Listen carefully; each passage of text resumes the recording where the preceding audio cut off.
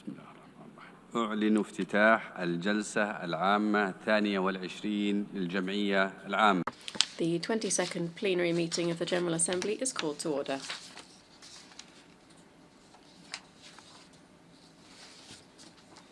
The Assembly will continue its consideration of Agenda Item 38, entitled Necessity of Ending the Economic, Commercial and Financial Embargo imposed by the United States of America against Cuba.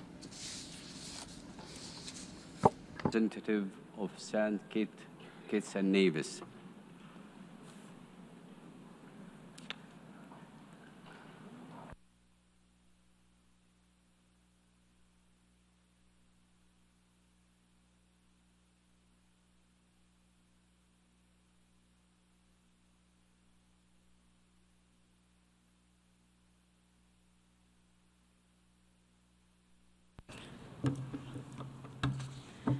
Mr. President, St. Kitts and Nevis aligns itself with the statement that have been delivered by Barbados on behalf of the Caribbean community, CARICOM.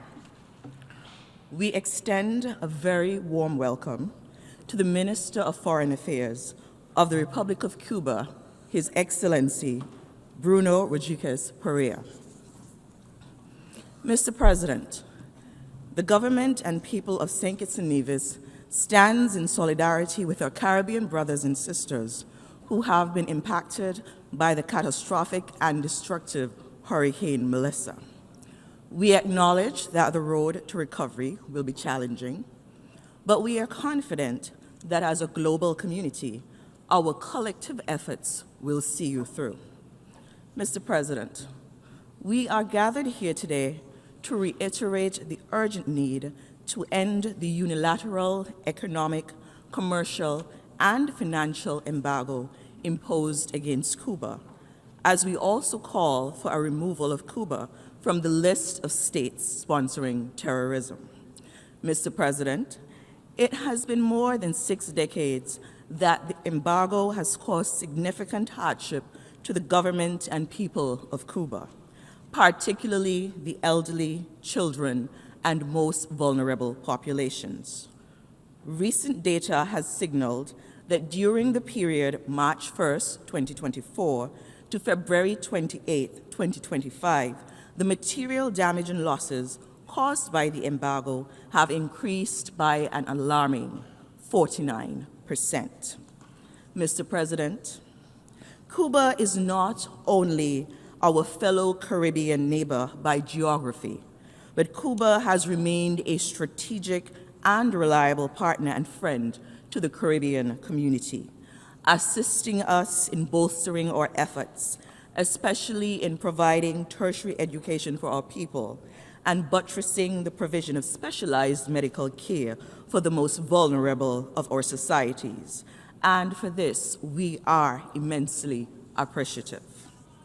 We therefore stand in solidarity with the government and people of Cuba as an expression of our commitment to the deep bonds of friendship and shared values that continue to unite us.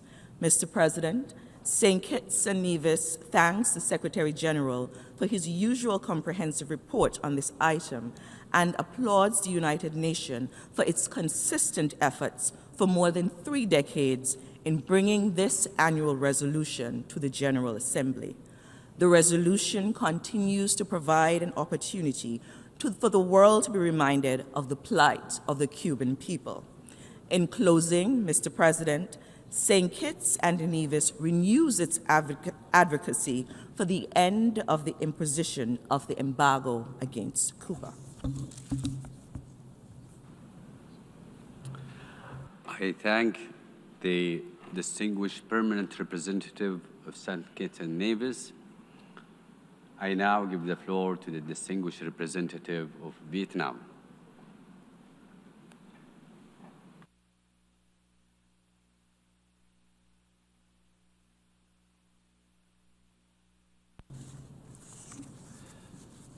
Mr. President, my delegation would like to thank the Secretary General for his comprehensive report on this agenda item.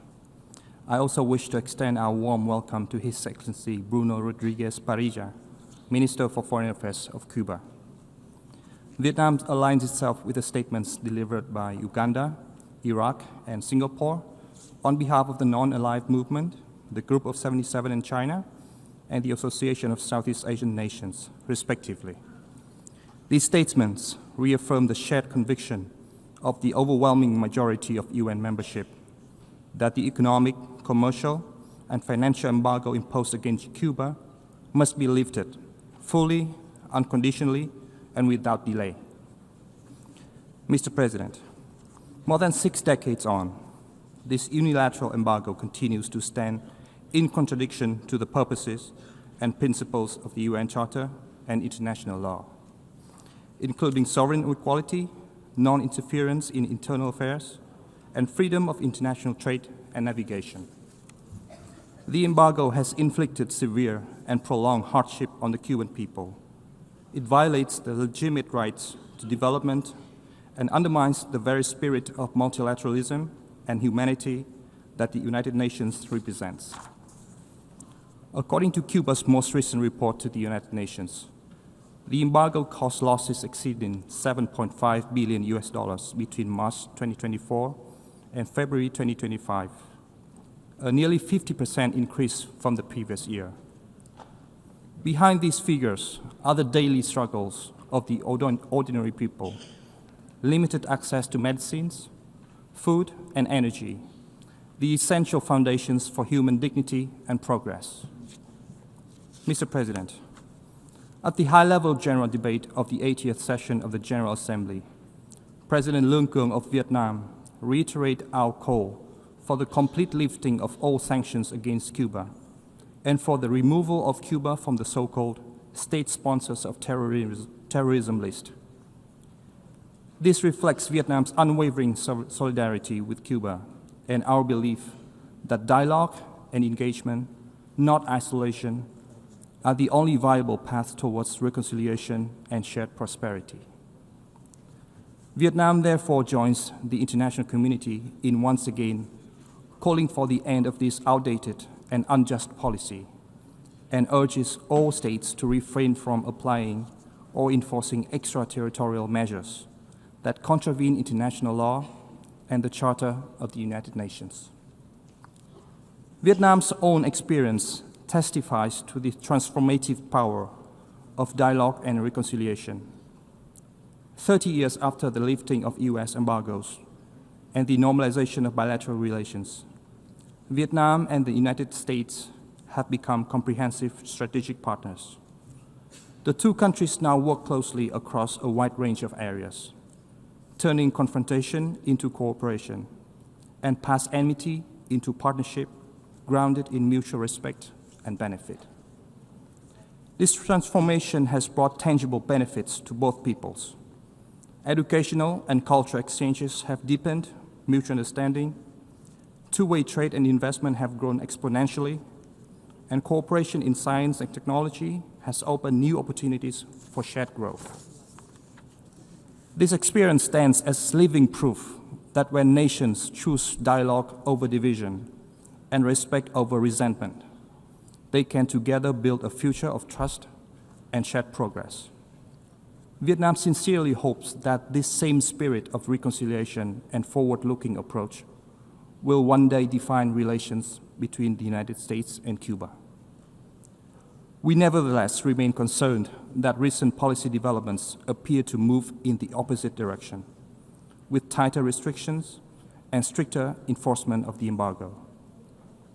Vietnam encourages a careful reassessment of these measures in a spirit of dialogue, humanitarian consideration, and respect for international law. Mr. President, the continuation of the embargo against Cuba is morally indefensible, legally untenable, and economically counterproductive. It serves no constructive purpose other than to prolong hardship and erode confidence in the values we collectively uphold. Vietnam therefore calls upon the General Assembly to once again adopt the resolution in consideration, not merely as an act of solidarity with Cuba, but as a reaffirmation of the UN Charter, the principles of international law, and the collective conscience of humanity. Vietnam will continue to stand firm in supporting Cuba's right to sovereignty, self-determination, and development, confident that the principle of justice, dialogue, and cooperation will ultimately prevail. I thank you, Mr. President. I thank the distinguished representative of Vietnam. I now give the floor to the distinguished representative of Malaysia.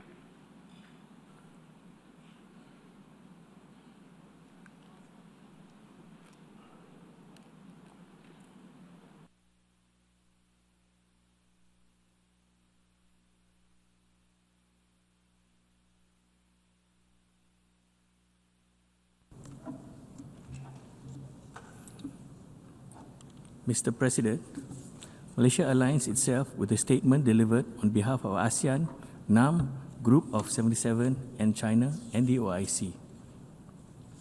Mr. President, Malaysia joins others in strongly opposing the imposition of unilateral coercive measures against any country, including Cuba. Such measures are inconsistent with the principles of sovereign equality and contravene international law, international humanitarian law, the Charter of the United Nations, and the norms and principles of peaceful resolutions among states. The long-standing unilateral coercive measures against Cuba have severely constrained the economy and restricted its ability to develop.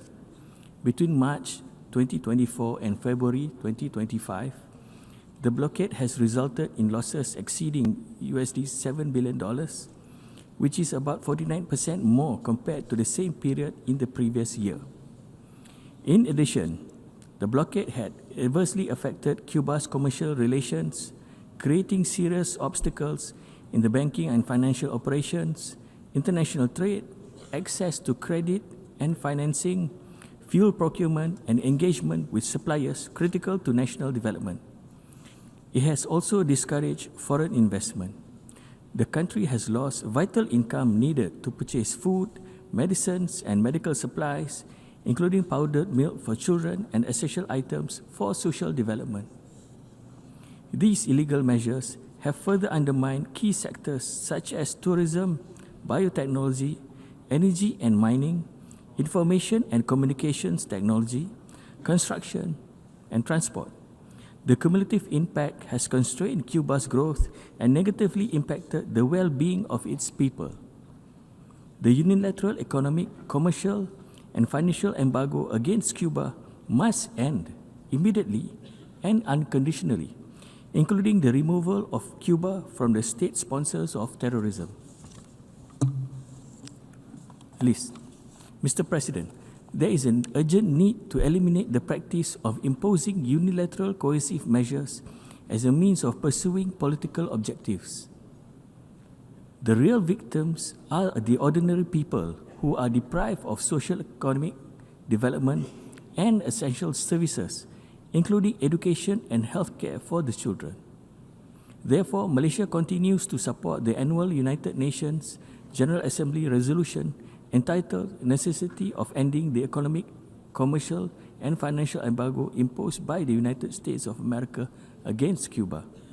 In this regard, Malaysia calls upon the parties concerned to resolve their differences through dialogue and to refrain from actions that are not consistent with international law and UN practices. Thank you. I thank the distinguished representative of Malaysia. I now give the floor to the distinguished representative of Indonesia.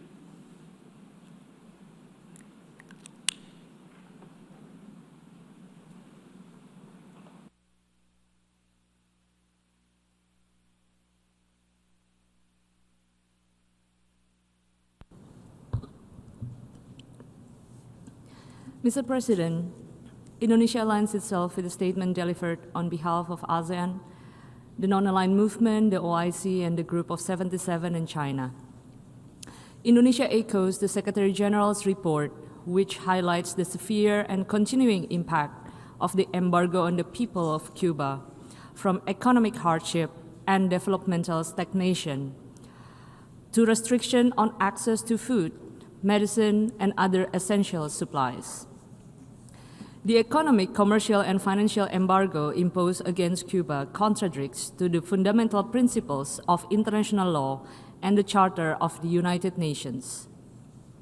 Embargo has not only hindered Cuba's economic growth, but has also exacerbated its socio-economic challenges. Such conditions undermine the implementation of the 2030 Agenda for Sustainable Development and jeopardize our shared commitment to leaving no one behind.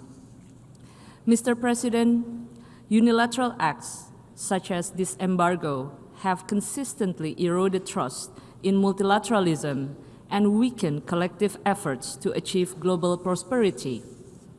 This embargo, which has endured longer than any other unilateral measure in modern history, represents a continuing obstacle to international cooperation. In this regard, Indonesia rejects all attempt to further strengthen the unilateral embargo against Cuba.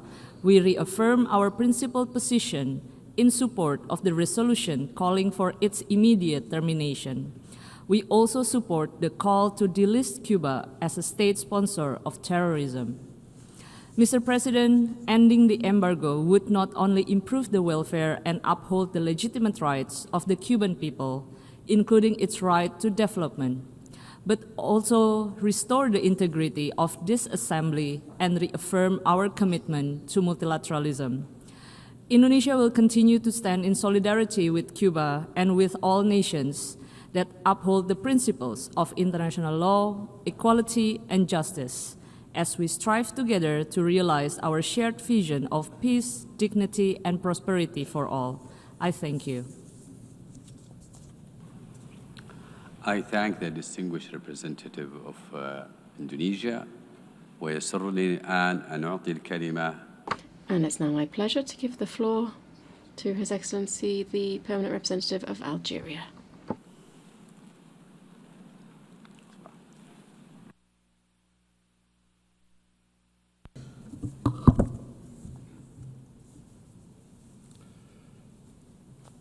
Mr. President, Algeria aligns itself with the statements delivered on behalf of the African Group,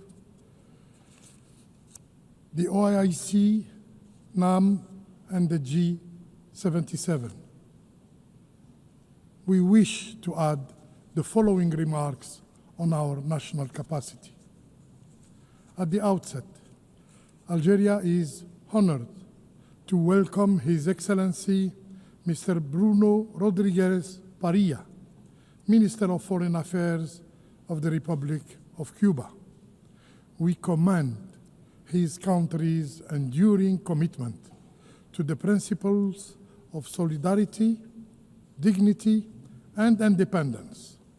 We also express our appreciation to the Secretary General for his comprehensive reports on this important matter, contained in document A/80/83.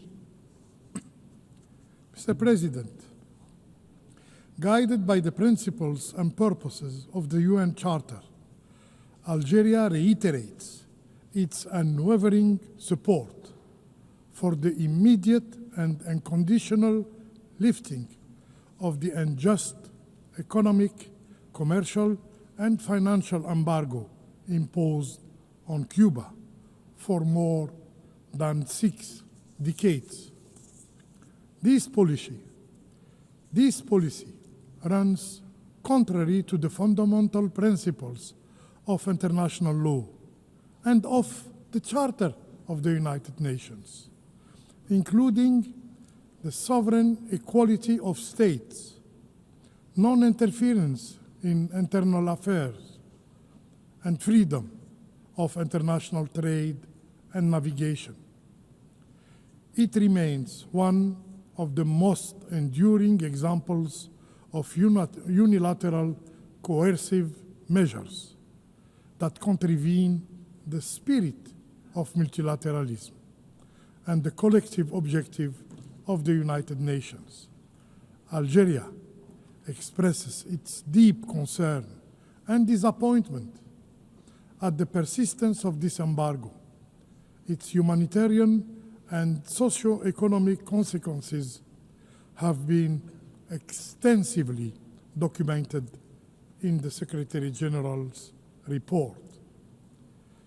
The blockade continues to impose enormous hardship on the Cuban people and severely undermines Cuba's efforts to achieve the SDGs by 2030.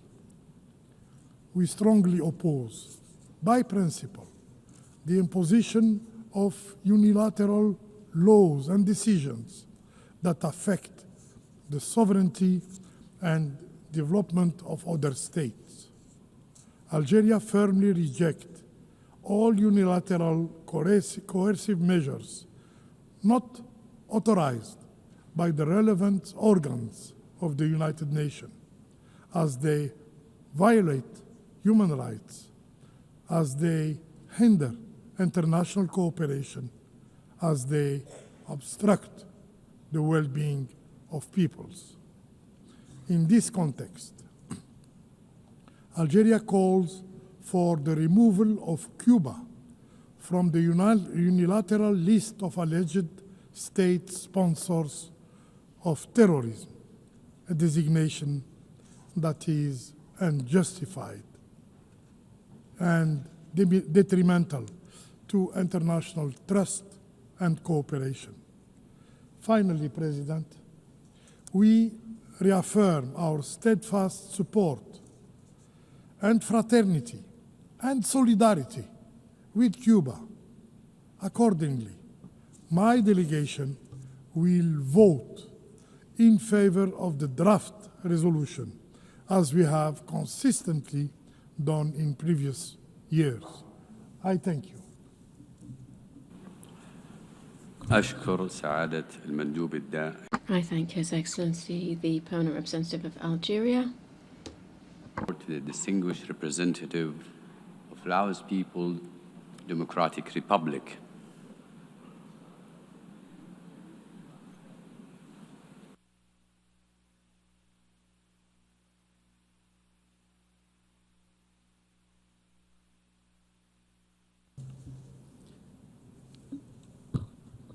Mr. President, my delegation aligns itself with the statements delivered by Uganda, Iraq, and Singapore on behalf of NAM, the G77, and China and ASEAN, respectively, and echoes the principal call to end the embargo against Cuba.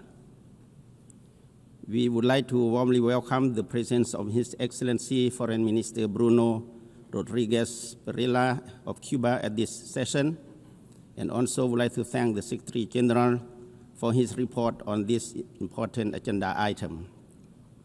The LAPDR reiterates its unwavering solidarity with the people and government of Cuba. The embargo, which has remained in place for more than 6 decades, is in direct contradiction to the purposes and principles of the United Nations Charter and well-established norms of international law. This prolonged and unilateral measure has not only inflicted severe socioeconomic consequences on the Cuban people, but also hindered their legitimate right to development, sovereignty, and national self-determination. At a time when the world is facing unprecedented challenges, from widening inequalities and intensified geopolitical tensions to global health crisis and climate-related disasters, it is morally indefensible and politically unjustifiable to maintain coercive measures that exacerbate human suffering and restrict inclusive development. The LAPDR strongly believes that no country should be denied the opportunity to chart its own development path free from external pressure and interference. In this regard, we support the adoption of the successor resolution under this agenda item, namely Resolution A/80/L.6, and recognize it as a resounding expression of the view of the international community, a consistent call for justice, fairness, and respect for international law. It is through such multilateral actions that we pave the way towards a more peaceful, equitable, and just world for all nations, large and small. Mr. President, the Lao PDR is of the view that unilateral coercive measures not only contradict the UN Charter and international law, but also hinder sustainable development and impose unjust suffering on innocent people.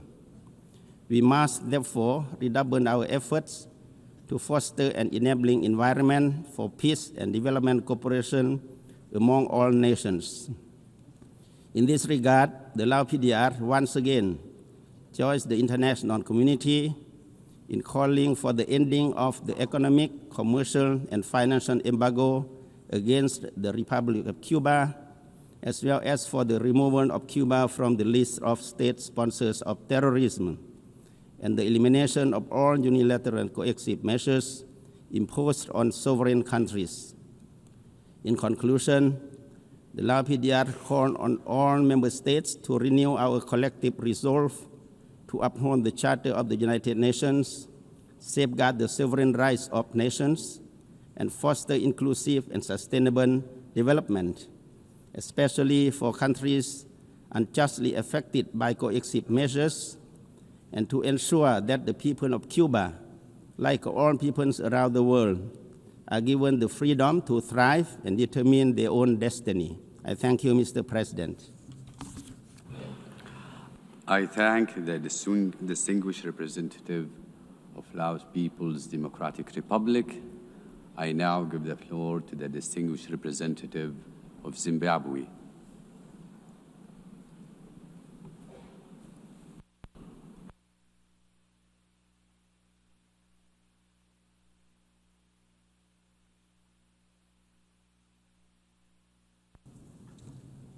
Thank you, Mr. President. Let me begin by thanking you for convening this important meeting to consider once again the urgent necessity of ending the economic, commercial, and financial embargo imposed on Cuba. This debate is central to our collective commitment to the purposes and principles of the Charter of the United Nations and the sovereign equality of all states. My delegation aligns itself with the statements delivered on behalf of the African Group, NAM, and the G77 and China. We add the following remarks in a national capacity. We welcome the Minister of Foreign Affairs of Cuba, His Excellency Bruno Rodriguez Parilla. We commend the government of Cuba for highlighting the devastating impact of the blockade on the daily lives and well-being of the Cuban people. Cuba's most recent report offers a sobering account of human suffering, an undeniable indictment of the far-reaching consequences of unilateral coercive measures. It makes clear that with each passing day, the blockade not only inflicts pain on ordinary people, but it also hinders Cuba's path towards sustainable development. Mr. President, that the General Assembly has been seized with this matter for the 33rd consecutive year is a stark reminder that the will of the international community continues to be disregarded. While resolutions have consistently expressed overwhelming rejection of the embargo, meaningful progress towards its removal have remained elusive. This persistent defiance of international law has subjected the Cuban people to prolonged hardships and constitutes a flagrant violation of their sovereignty, independence, and territorial integrity. Equally concerning is the continued unjustified inclusion of Cuba on the so-called list of state sponsors of terrorism, an action that has further curtailed the country's access to international financial systems and development programs. The cumulative effect of these measures has been the deliberate obstruction of Cuba's socio-economic progress, in clear contradiction to the spirit of the 2030 Agenda for Sustainable Development.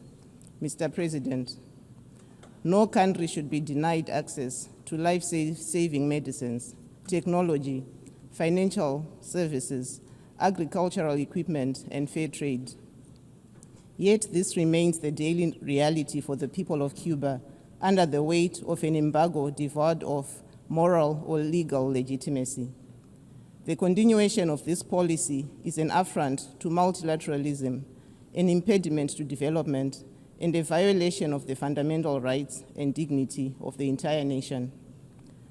Zimbabwe is also a victim of unilateral coercive measures.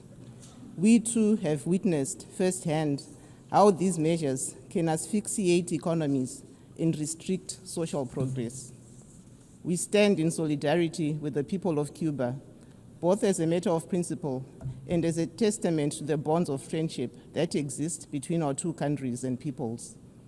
We therefore reiterate our call for member states to refrain from enacting and enforcing unilateral measures contrary to international law and the purposes and principles of the Charter.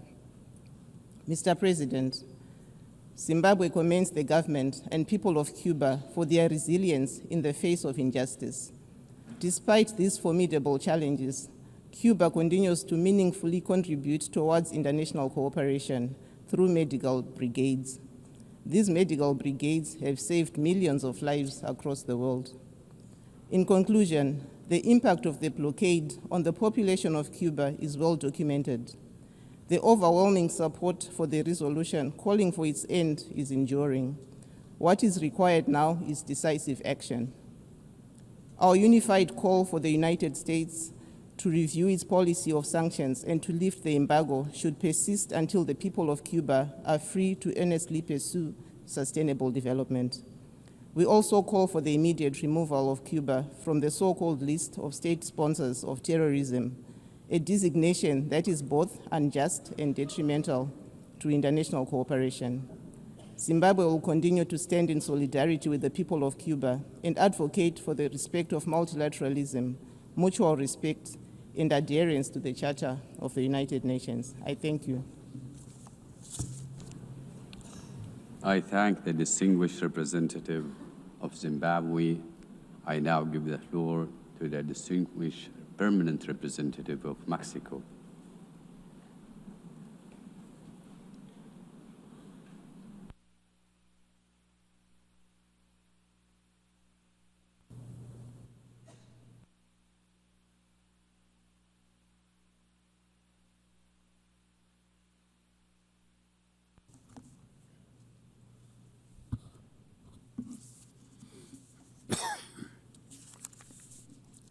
Señor Presidente. Mr. President, distinguished colleagues, I would begin by welcoming the presence of the Foreign Minister of Cuba, Don Bruno Rodriguez, at the General Assembly. Year after year, we meet in this forum with the unequivocal expectation that an end will be brought to the economic, commercial and financial embargo imposed against Cuba for more than 6 decades. We see that the member states of the United Nations have each year and overwhelmingly voted in favor of lifting the blockade. However, there is continued disrespect for this majority will of the international community and of the resolutions of this General Assembly.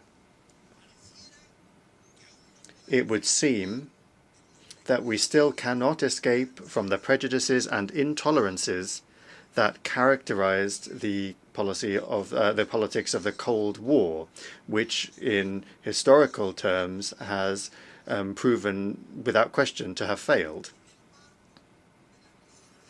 In the context of the recent high-level week, the Secretary of Foreign Relations of Mexico reiterated our historic stance against the embargo and the call for removing Cuba from the list of states that support terrorism.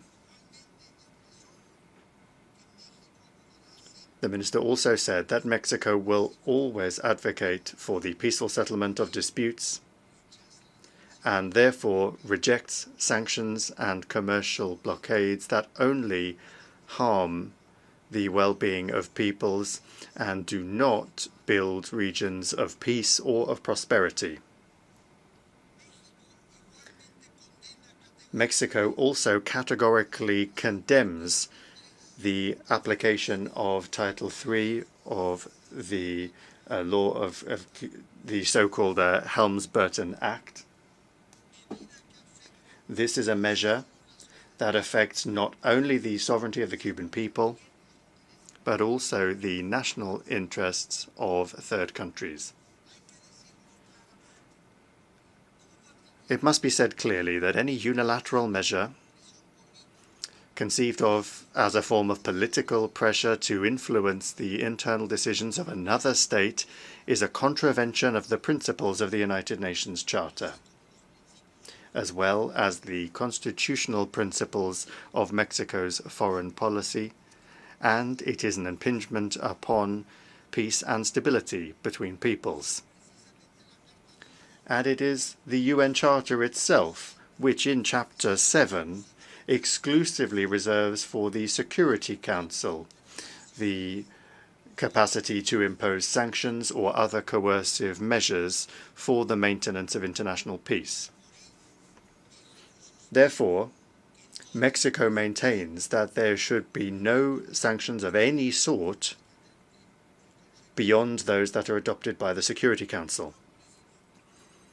Mr. President, Cuba is facing an economic crisis even worse than the one in the 1990s that is aggravated by the embargo and the strengthening of sanctions by the United States government. The country is even continuing to suffer from the impacts of the COVID-19 pandemic, while the rest of the international community has managed to turn the page on this page of our contemporary history. That is compounded by high international oil prices, which is the result of conflicts that Cuba has nothing to do with, and natural disasters that continue to lash the entire Caribbean, hindering growth and economic well-being through unilateral impositions is contrary to the achievement of the Sustainable Development Goals and equality of opportunities, which is something that Mexico advocates for in all international fora. The Cuban people deserves a more encouraging future, and they deserve not to be subject to decisions that were taken in a historical, political, and economic context that is very far removed from the one we live in today. New generations of Cubans deserve to live outside of the context of confrontation that Cuba was put in by the circumstances of the Cold War. At the same time, relations between neighbors on the American continent, based on respect and mutual understanding, are essential for the growth and development of the countries of the hemisphere. Thank you very much. I thank the distinguished permanent representative of Mexico. I have the pleasure now to give the floor to Her Excellency, Deputy Permanent Representative of Egypt.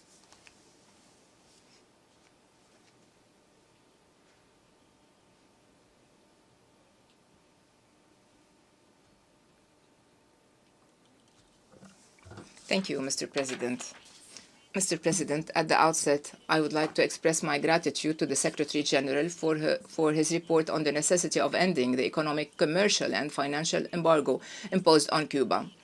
My country aligns itself with the statements delivered by the Group of 77 and China, the African Group, the Non-Aligned Group, and the OIC.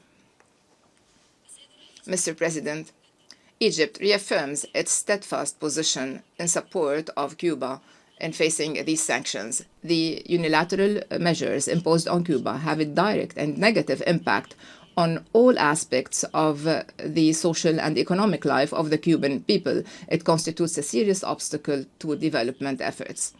Egypt believes that the continuation of this embargo for more than 6 decades runs counter to the principles of the Charter and the rules of international law. It also undermines collective efforts aiming at respecting multilateralism and achieving international cooperation and sustainable development. President, Egypt emphasizes the importance of respecting the General Assembly decisions and the other resolutions calling for ending this embargo. It stresses that the continuation of UCMs does not serve the objectives of international cooperation nor the spirit of solidarity that our multilateral system needs in these difficult circumstances. We call for a complete and immediate lifting of the embargo imposed on Cuba to enable its people to achieve their legitimate aspirations for development and prosperity. Thank you, President. أشكر سعادة نائب المندوب الدائم لجمهورية مصر العربية. I now give the floor to the distinguished representative of Ghana.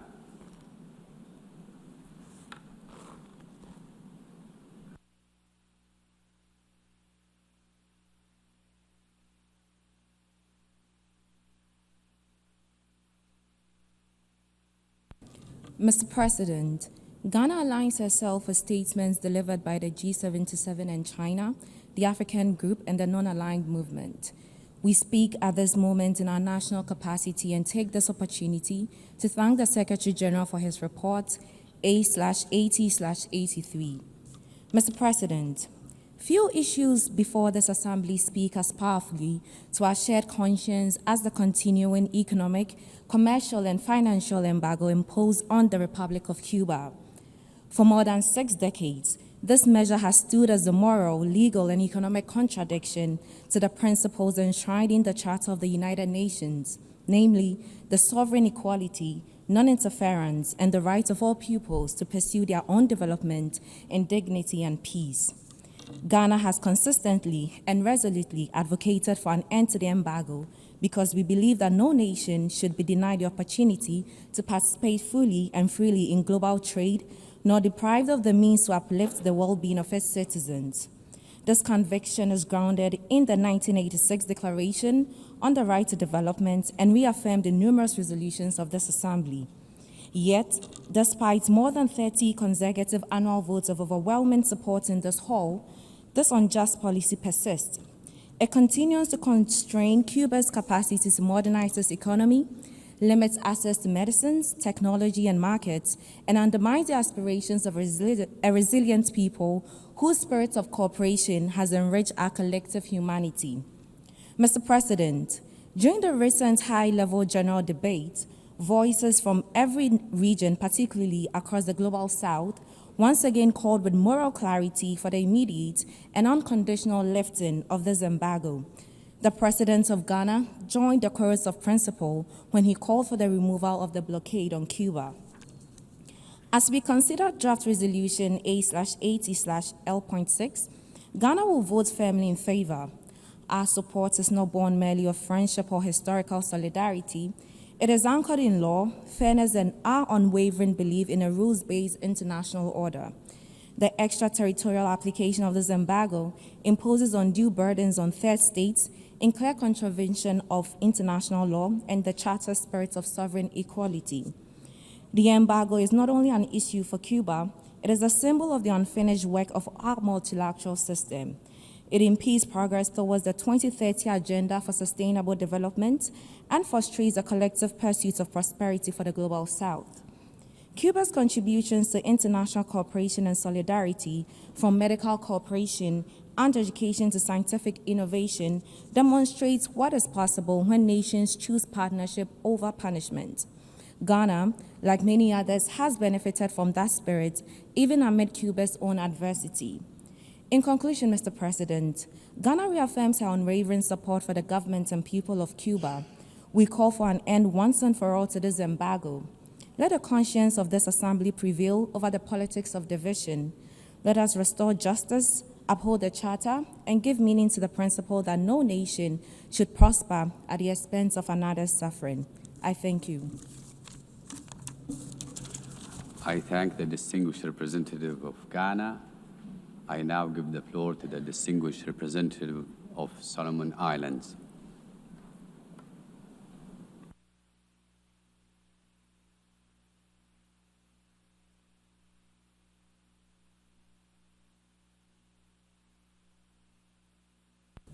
Mr. President, the delegation aligns itself with the statement delivered by Iraq on behalf of the Group of 77 and China, and wishes to contribute to the debate in our national capacity. Solomon Islands reaffirms its solidarity with the people of Cuba. We would also like to extend our profound appreciation to the government and the people of Cuba for training more than 100 Solomon Islands medical doctors in Cuba, who are now in hospitals, health centers, and saving lives in our communities. Despite the economic embargo and sanctions, Cuba has been a beacon of health diplomacy. Mr. President, we note with deep concern that the SD's report A/80/83 once again sends a clear message that the embargo remains a stumbling block for Cuba to fully implement the 2030 Agenda and the achievement of the SDGs. We have 5 years left to fulfill the 2030 Agenda, and leaving no one and no country behind should be a priority for all of us to achieve a better future for generations to come. We must strengthen multilateral cooperation in accordance with the United Nations Charter. The prolonged unilateral embargo on Cuba for over 6 decades denies Cuba's right to trade, access to essential goods and services, and violates Cuba's absolute right to development and sovereignty. Mr. President, Solomon Islands does not support unilateral actions or measures that affect the economic and social well-being of another UN member state. These actions are considered inconsistent with the principles of the United Nations Charter. In this regard, we join the international community in calling for an end to the economic, commercial, and financial embargo on Cuba. Finally, Solomon Islands calls for the restoration of friendly relations between the United States and Cuba in the name of peace and within the spirit and purposes of the United Nations Charter. I thank you. I thank the distinguished representative of Solomon Islands. I now give the floor to the distinguished permanent representative of Nicaragua.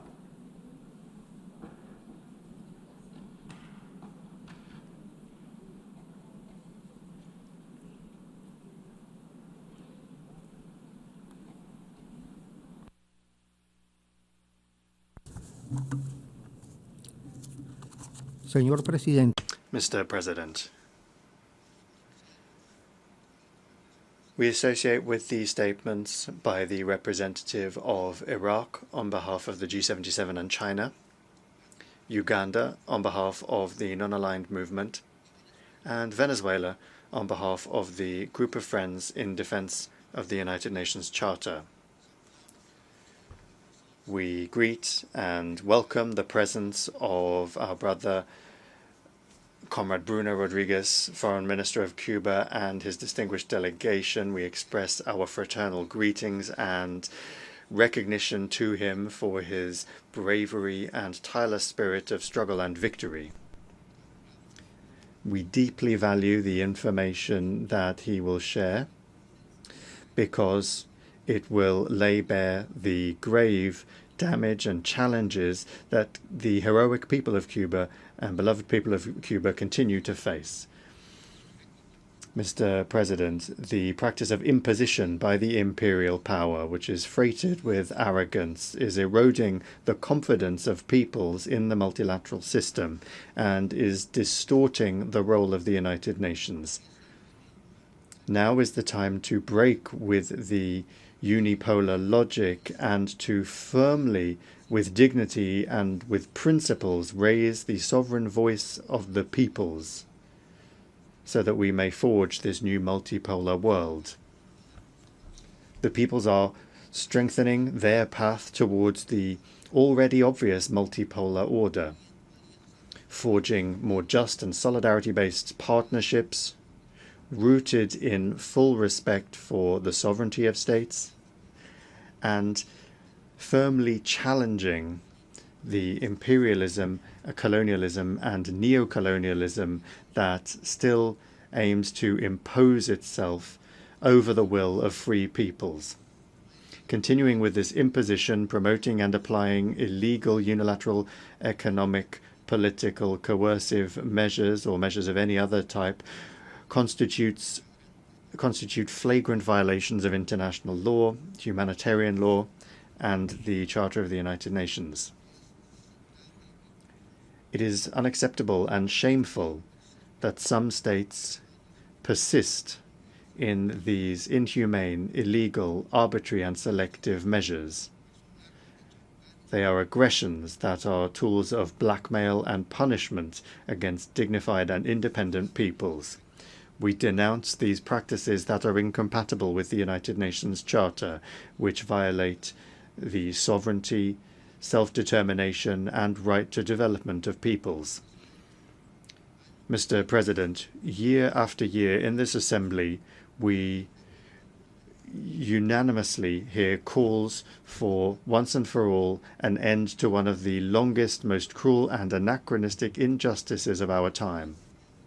The criminal, economic, commercial and financial embargo imposed by the United States against Cuba for more than 6 decades has been the primary instrument of a policy of extreme aggression designed to subjugate the Cuban people, causing pain and suffering in the life of its citizens, choking its economy, trying to bring about a change in government for a sovereign people that will never yield to the designs of the empire. This blockade is a deliberate act of economic warfare, a collective punishment that constitutes a massive violation of the human rights of an entire nation. It is a brazen and absolute disregard for the life, the health, the food, education, the right to development, and the self-determination of this so generous and solidarity-based people, our Cuban brothers and sisters. With each day that goes by, the devastating consequences of the blockade are worsening the situation of millions of Cubans in every area, limiting Cuba's ability to access medicines, technologies, food, and financial resources, affecting its productive capacity, having an impact on its sustainable development programs and the implementation of the 2030 Agenda. In this same context of harassment, we also see the unjust and arbitrary inclusion of the sister Republic of Cuba on the infamous illegal United States list, which falsely accuses Cuba of sponsoring terrorism. This is slander and aggression that aims to justify the unjustifiable. Cuba only sponsors life, cooperation, and fraternity. That is the list that Cuba participates in with honor. In the face of this aggression, Cuba's dignity is held up as a beacon of resistance. Cuba, that giant of international solidarity, which remains standing and continues to, in solidarity, share its education, health, science, and hope with the peoples of the world. Thousands upon thousands of doctors, teachers, engineers, sportsmen, and Cuban professionals of other sorts have brought health, education, and sport to the farthest flung corners of the planet. Its medical brigades have always been the first to provide unconditional assistance in the context of natural disasters and epidemics. And the vast majority of countries here present, including developed countries, we know this very well and we are grateful for it. And thus, Cuba is writing the brightest pages in the history of revolutionary internationalism and the humanitarian socialist essence of its glorious revolution. Mr. President, 33 years ago, this Assembly declared that the blockade against Cuba is unjustifiable and illegal, in spite of the attempts of the United States to reframe it with unjustified interference-based arguments, and therefore this Assembly also has the obligation to uphold these resolutions. Nicaragua is a living and grateful witness to Cuban solidarity. In the most robust terms, we condemn this illegal, immoral, and inhumane embargo imposed against Cuba, and we demand its immediate, total, and unconditional end. The peoples of the world, including those of the United States, are calling for the end of this blockade. They stand with Cuba, alongside it, walking together with it, because solidarity is stronger than blackmail, because history and justice will always be with the peoples that do not sell themselves short and do not give in. Mr. President, we are certain that international solidarity with Cuba will continue to grow as an expression of shared dignity. With the approval of this resolution, the General Assembly will once again firmly raise its voice in condemnation of this criminal economic war and all of its manifestations and extraterritorial effects, which continue to intensify against the sister republic of Cuba. Nicaragua, as it does every year, affirms its respect, admiration and eternal affection for Cuba, and will vote in favor of the draft resolution A/80/L6, reiterating our support, our recognition, and our gratitude to the dear and generous people and government of Cuba, whose heroism and example is faithful to their internationalist vocation. They are always ready to contribute with their experience to the common good of humanity. Thank you very much. I thank the distinguished representative of Nicaragua. I now give the floor to His Excellency Bruno Eduardo Rodriguez Parilla, Minister for Foreign Affairs of Cuba, to introduce draft resolution A/80/L6.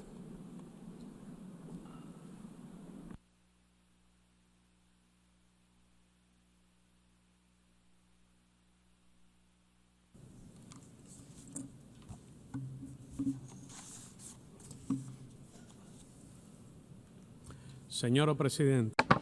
Madam President, I express profound condolences and solidarity to the governments and people of Jamaica, Haiti, the Dominican Republic, who have suffered loss of life following the passage of Hurricane Melissa. Also to Panama, that has also suffered some damage due to intense rain. Also our best wishes to the Bahamas and Bermuda. I speak on behalf of a people who right now, with scarce resources and practically only by sheer will, unity and solidarity, are coping with a monstrous hurricane. As we heard yesterday from the leader of the Cuban Revolution, Raul Castro Ruiz, and I quote, "In light of this new challenge, we will also rise victorious." We have heard the infamous, threatening, arrogant, deceitful, and cynical statement made by the new permanent representative of the United States, who is not here in the room. That it came as no surprise, knowing as we do where this character comes from, as well as his shady links with the Secretary of State and the mafia of military contractors, as well as the political mafia of Miami. Yesterday, from this rostrum, he said that he was going to refer to facts, but he did quite the opposite. I will just recall what he seems to ignore despite his responsibilities, or even worse, what he perhaps even distorts with a mendacious spirit, the laws and rules of his country's economic aggression against Cuba are not ambiguous in terms of their actions and ambitions. They openly declare in law their goal, which is to restrict Cuba's commercial, investment and credit relations with all countries. They also establish in law the obligation on U.S. diplomats to comply with that mandate during their contacts with officials from other governments, the governments that you represent. I would recommend reading from my colleagues from the U.S. Title I and Title III of the Helms-Burton Act, as well as the content of the Torricelli Act.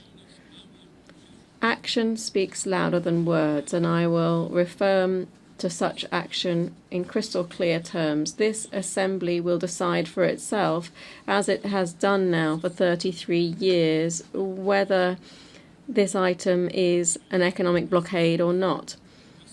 Over the last few weeks, there has been a brutal and unprecedented deployment of pressure, intimidation, and toxicity by the State Department at the planetary level to force sovereign states to change their vote on the resolution that we will adopt today. They have resorted to all of their weapons and tricks, especially coercion. But the truth, law, reason, and justice are always far more powerful and overwhelming.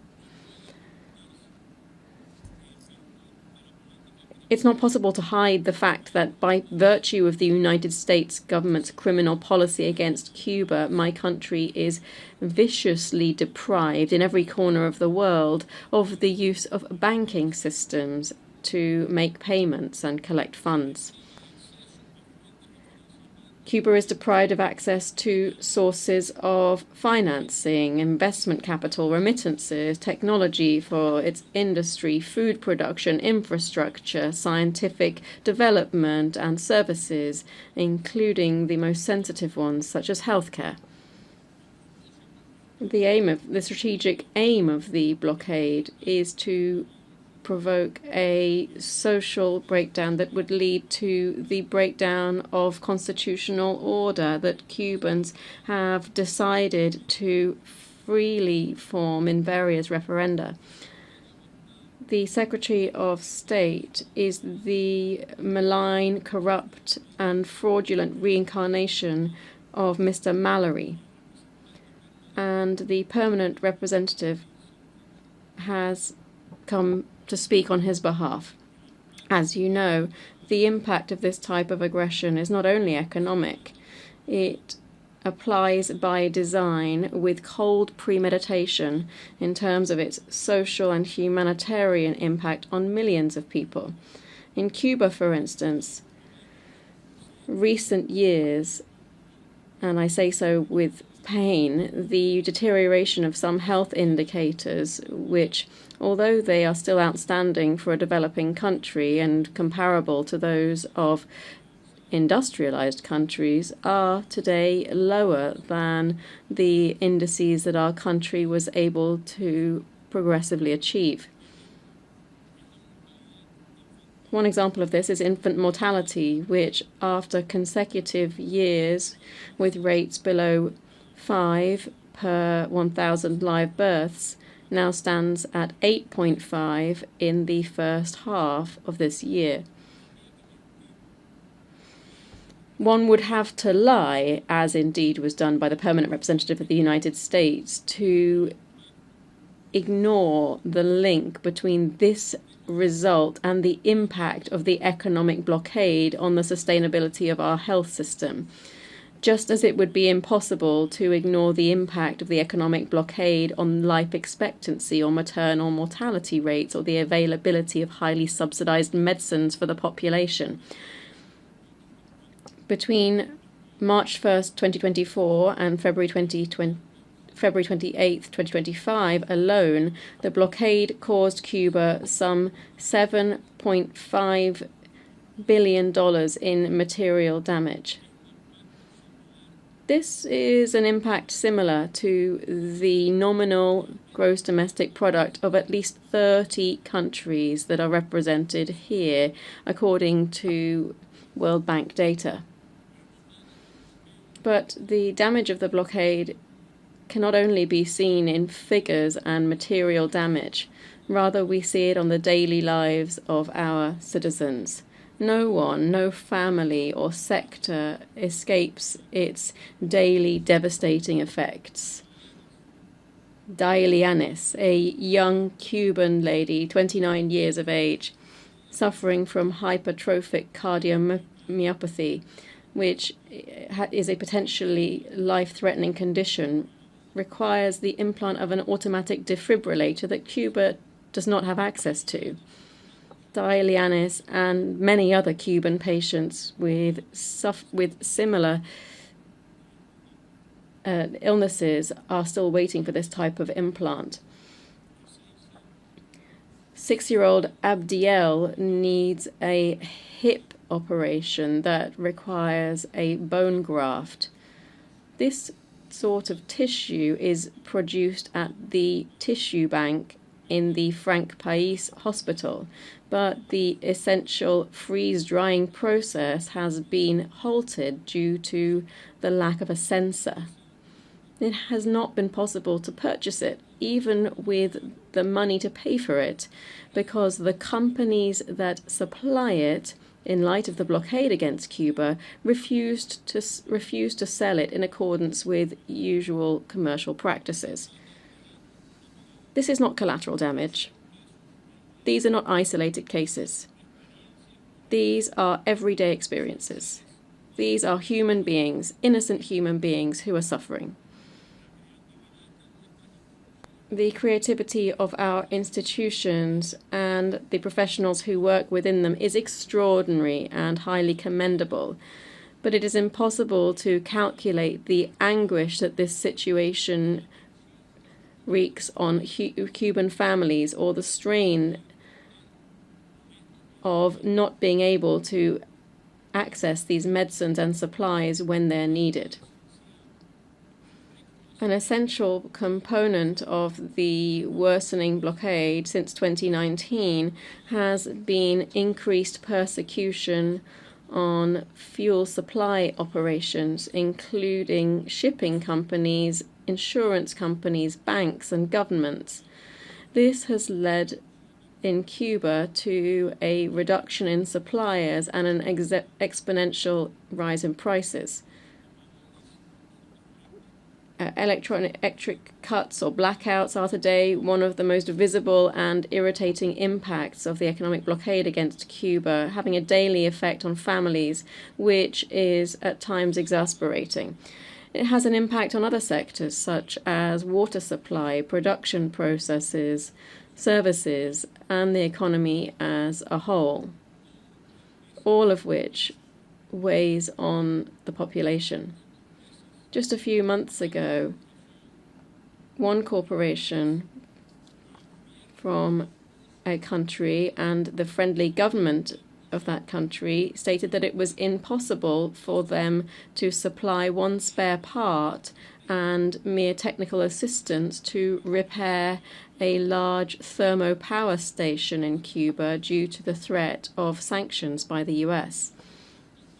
Another vital sector of the economy that has been particularly damaged is tourism. Today, citizens from more than 40 countries are being intimidated and threatened with reprisals by the U.S. government if they decide to visit Cuba, as well as prohibition on accessing the e-visa ESTA system, even though they might decide freely to exercise their right to visit Cuba. The U.S. government not only deprives its citizens of the right to travel to Cuba, but it also seeks and manages to deprive, through coercion, citizens from other countries that are not under its jurisdiction of those rights, especially from Europe. One of the measures that has the greatest impact is the unjustifiable presence of Cuba in the unilateral and arbitrary list published by the United States government of states allegedly sponsoring terrorism. Cuba is a victim of terrorism. So we have previously demonstrated before this assembly. For years and even today, terrorist acts against the country have been and are still being organized and financed from U.S. territory. These terrorists live here peacefully and with absolute impunity. These are the notorious perpetrators of horrific acts of aggression against Cuban people, resulting in thousands of dead, maimed, and extensive material damage. In 2023, we handed over to the U.S. government the names and information on 62 terrorists and 20 terrorist organizations acting against Cuba from this country, and so far, the U.S. government has done nothing about it. The economic warfare includes a comprehensive program of destabilization. And I will condemn this action for the first time here. This includes a comprehensive program of destabilization financed, organized and executed directly by the United States government through the use of operatives of Cuban origin based in this and other countries. Their mission and their assignment is to lower the incomes of the Cuban population through speculative manipulation of the exchange rate.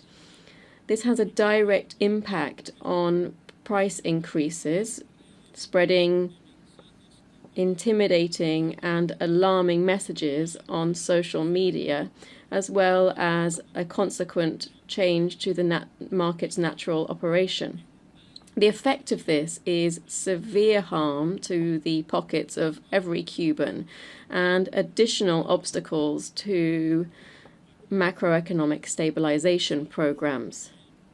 To do this, they resort to the laundering of money from the U.S. federal budget, using funds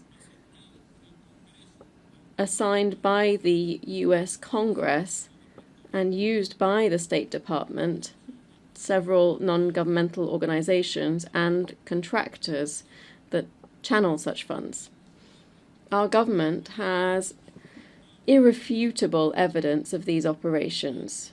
This includes data, names, contacts, communications, and the direct involvement of the U.S. government and its diplomats. This is a criminal activity that is contrary to international law, Cuban laws, and even United States laws. The United States has tried to sell the idea that the blockade is a justification used by the Cuban government to hide its inefficiencies or the errors of its development model. This political campaign is based on a propaganda and digital campaign which uses toxic disinformation, euphemisms, selective silence, and the coordinated saturation of messages, seeking to establish the perception that the blockade does not exist or does not affect the population. The United States government not only attempts to deny or minimize the blockade, but also penalizes those who document its harm and consequences by resorting to smear campaigns, cyber troops paid with the funds earmarked for a regime change, and the algorithmic censorship of Cuban national content.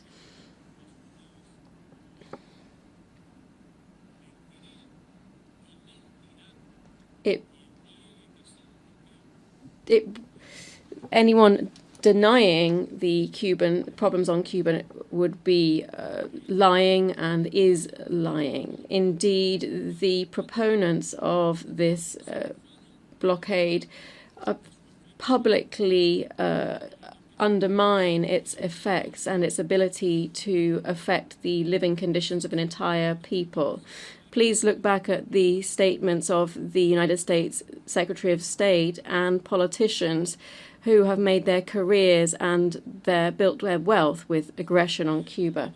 If the United States government has any slight concern in trying to help the Cuban people, as they say they do, they should either suspend or make humanitarian exceptions to the blockade as a result of the harm that it is causing and that is being caused by Hurricane Melissa.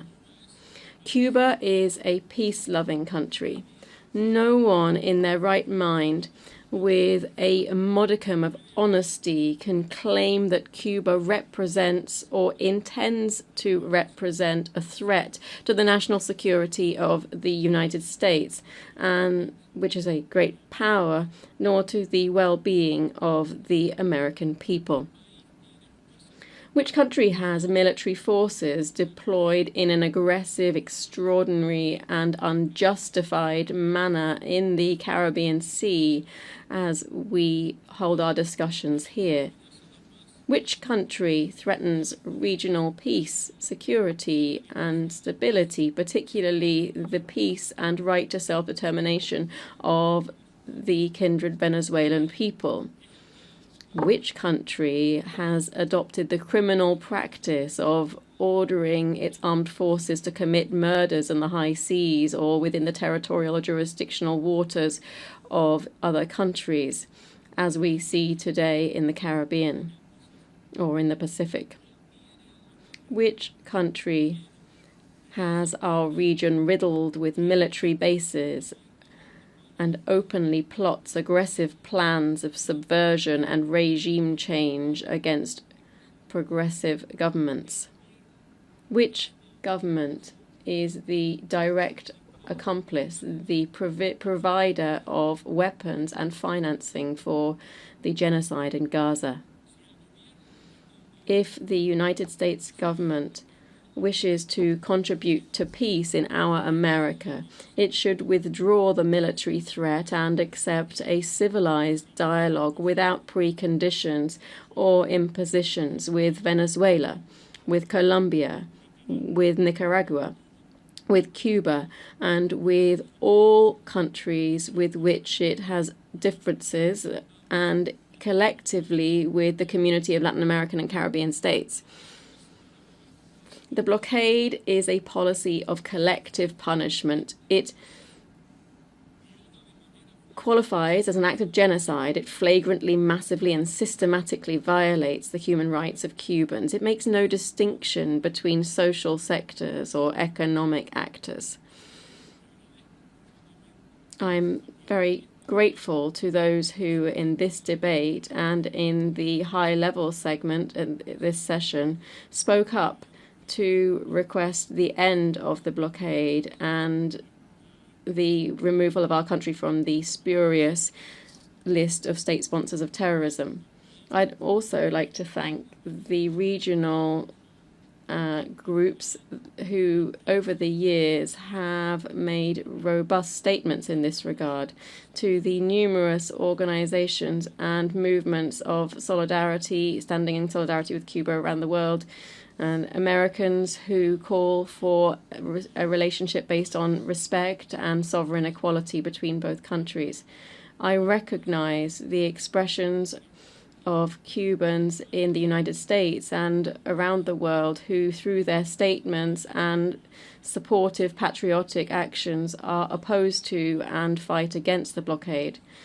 Cuba will not surrender. We will persist in speaking up against the infamy. We will exercise our right decisively to decide on our own fate. We will continue in our efforts to overcome the current difficulties and to ensure the economic sustainability of the country, even with the continuation or even with the subsequent strengthening of the blockade. With Jose Marti, our people reaffirmed today that in order to, before giving up on the effort to make our homeland prosperous and free, the South Sea will join the North Sea and a serpent will hatch from an eagle's egg. And from Antonio Maceo, who tried to take over Cuba. I recall he said, "Whoever tries to take over Cuba will gather the dust of its blood-soaked soil if they do not perish in the struggle. And with Fidel Castro Ruiz, we shout once again, homeland or death, we shall overcome." Madam President, on behalf of the noble and fraternal people of Cuba, who for decades have been working on an admirable feat of patriotism, justice, resistance, creation, and sacrifice, I respectfully request all member states to vote in favour of draft resolution A/AT/L6 entitled Necessity of Ending the Economic, Commercial and Financial Embargo imposed by the United States of America against Cuba. Distinguished ambassadors, delegates, doing so would be an act of justice in favour of a peace-loving people that today is facing not only the blockade, but with the blockade, another monstrous hurricane. Thank you. I thank the Minister for Foreign Affairs of Cuba. We have heard the last speaker in the debate for this item. We shall now proceed to consider draft resolution A/80/L6. Before giving the floor for explanations of vote, before the vote, may I remind delegations that they are strongly urged to limit explanations of vote to 5 minutes, which should in any case not exceed 10 minutes and be made from their seats. I now give the floor to the distinguished representative of Poland on behalf of the group. Thank you, Madam President, distinguished delegates. I have the honor to speak on behalf of Czechia, Estonia, Latvia, Lithuania, and my own country, Poland. Our position on this matter is rooted in a single non-negotiable principle: the UN Charter standing at the center of our work, promoting peace and security through consistent adherence of the international law. As such, our overriding duty is to work together toward peace and respect the sovereignty of all member states. We recognize, as we have constantly done in the past, that the embargo and the connected measures are negatively affecting the living standards of the Cuban people. The humanitarian consequences of this situation are clear, and we remain dedicated to alleviating suffering wherever it occurs. We reiterate our readiness to share our experience and assist Cuban government in Pacific political and economic transformation that would set the country on a path towards modernization and sustainable growth. Let me also express our full solidarity with those affected by the current devastating hurricane. At the same time, we find ourselves unable to further fully engage in a debate that has been politically selective for years. We must observe with regret that a state which today calls for the strict observance of the international law in the context of this resolution has for years supported Russia in its war of aggression against Ukraine, that itself is in a stark breach of the UN Charter. On top of its political support, the government of Cuba is turning a blind eye on the active participation of its nationals in an illegal war of aggression elsewhere in the world. We refer specifically to the large number of Cuban nationals who are participating in the ongoing Russian aggression against Ukraine just across our borders. This foreign involvement constitutes a clear violation of the core provisions of the UN Charter itself. We strongly urge Cuba, once again, to take all necessary measures to prevent its nationals from joining Russian military forces and to ensure accountability for any Cuban involvement in the action that contributes to Russia's aggression. Additionally, we also call on Russia not to exploit the economic difficulties of the people around the world by engaging them in an illegal war of aggression. Such actions result not only in a severe deterioration of the economic and humanitarian situation in the attacked country, but actively result in depriving people of their homes, causing deaths, casualties, and immense suffering. This is an unacceptable discrepancy. As a result, our vote to abstain today should be understood as a rejection of the selective application of the UN Charter. True justice and lasting peace demand that states constantly uphold the laws they demand others to follow. And I thank you. I thank the Speaker of Poland. I now give the floor to Namibia. Thank you, Madam President. I express solidarity with the nationals of the Caribbean who are going through Hurricane Melissa. Madam President, Namibia takes the floor in explanation of the vote before the vote on the draft resolution before us. The year 2025 marks 66 years since the friendly government and people of the Republic of Cuba have been under the inhuman and unilateral economic, financial, and commercial blockade by the United States. This blockade is contrary to international law and the Charter of the United Nations, which was created to, amongst others, develop friendly relations amongst nations based on the respect for the principle of equal rights and self-determination of peoples, and to take other appropriate measures to strengthen universal peace. Peace is exactly what the government and the brave people of Cuba brought to Namibia when they fought side by side with the people of Namibia for our independence. During our struggle, Namibian refugees were also welcomed in Cuba, many of whom returned to build our country and helped to chart the way for our development. However, to date, the right to development of the people of Cuba continues to be curtailed through the imposed unilateral coercive measures by the world's largest economy. The importation of food, equipment, and other essential material in Cuba is severely curtailed, affecting the ability of Cuba to effectively engage in global trade. Notwithstanding all the challenges the Cuban people have had to face and endure over all these years, they are a resilient people. Cuba has spared no efforts in contributing to the welfare of millions of people around the world through its selfless contributions in so many cases where natural disasters and adversity had struck, or through science, technology advancement, training, and capacity building, support to the international community, and the deployment of medical professionals, and much of the developing world. Madam President, in his State of the Nation Union address to Congress on 20th January 2015, the former President of the United States of America, Barack Obama, called on lawmakers to lift the embargo against Cuba, stating in his own words, and I quote, "In Cuba, we are ending a policy that was long past its expiration date. When what you are doing doesn't work for 50 years, it's time to try something new. And our shift in Cuba policy has the potential to end a legacy of mistrust in our hemisphere. It removes a phony excuse for restrictions in Cuba," end of quote.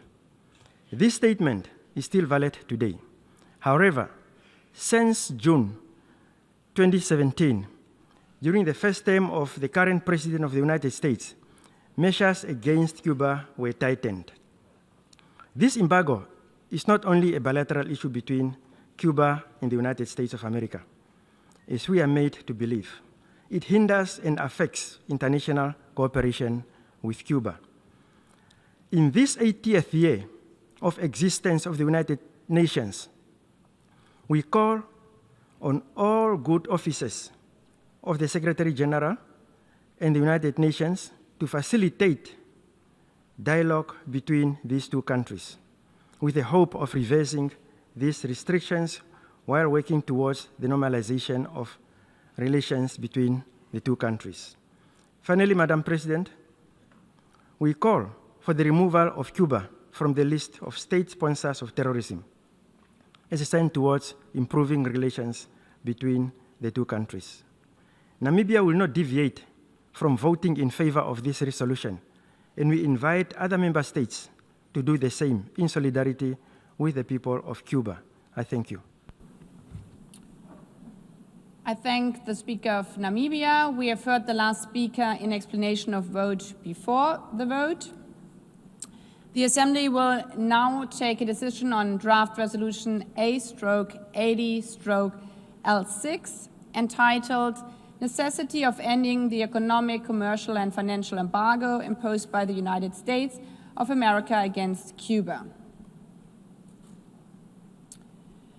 Recorded vote has been requested. We shall now begin the voting process.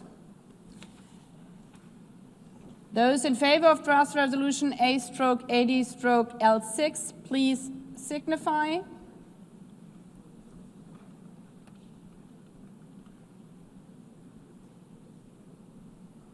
Okay.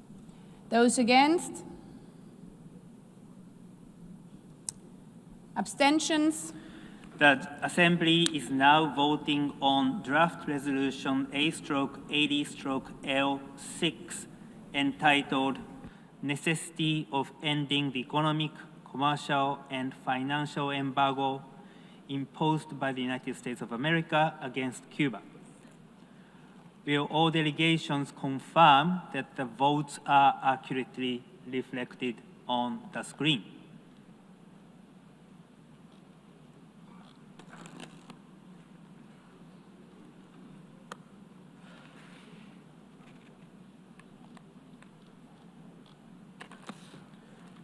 The voting has been completed. Please lock the machine.